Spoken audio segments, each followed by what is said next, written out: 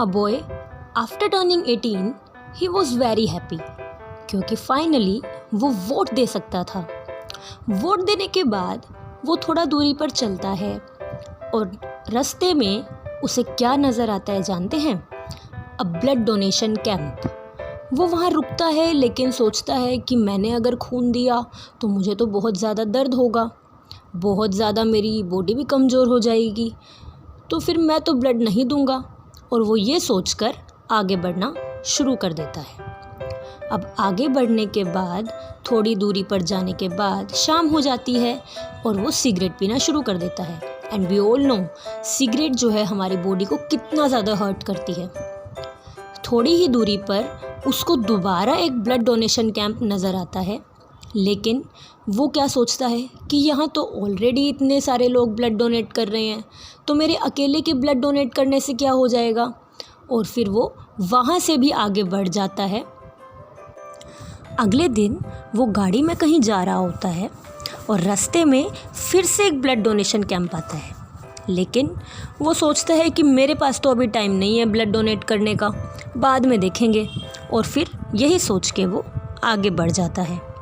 लेकिन आगे बढ़ने के बाद थोड़ी ही दूरी पर उसका एक एक्सीडेंट हो जाता है और वो एक्सीडेंट इतना ज़्यादा ख़तरनाक था कि उसे ब्लड चढ़ाने की नौबत आ जाती है। जब ब्लड चढ़ रहा होता है तब एकदम से वो क्या देखता है कि मुझे जो ब्लड चढ़ रहा है वो ब्लड तो कोई दूसरा व्यक्ति डोनेट कर रहा है। आज 14 June world blood donor day के दिन पूरे देश का सिर्फ यही लक्ष्य होता है कि हम सबको ब्लड डोनेट करना चाहिए। जिस तरह से एक व्यक्ति को भूख लगती है और उसकी भूख को बचाने के लिए, उसे भूखा मरने से बचाने के लिए हम उसे खाना देते हैं और वो बच जाता है, उसी तरह से अगर हमें किसी का जीवन बचाने का मौका मिले तो क्या हमें रक्तदान नहीं करना चाहिए? हमारे रक्तदान से न जाने कितने लोगों की ज़िंदगी बच सकती है।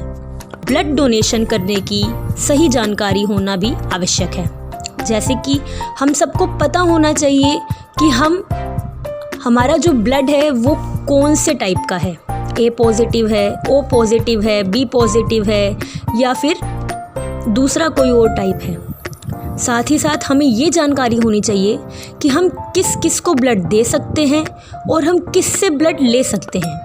जैसे कि एक ए पॉजिटिव वाला व्यक्ति केवल एक ए पॉजिटिव वाले व्यक्ति को ब्लड दे सकता है और एक ए बी पॉजिटिव वाले व्यक्ति को ब्लड दे सकता है।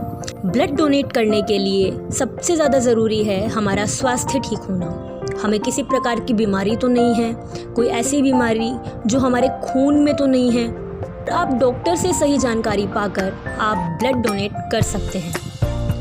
यकीन मानिए, ब्लड डोनेट करने से किसी प्रकार का दर्द नहीं होता, बल्कि आप दूसरों को दर्द से बचाते हैं, दूसरों को एक नया जीवन देते हैं, क्योंकि रक्तदान ही जीवन दान है।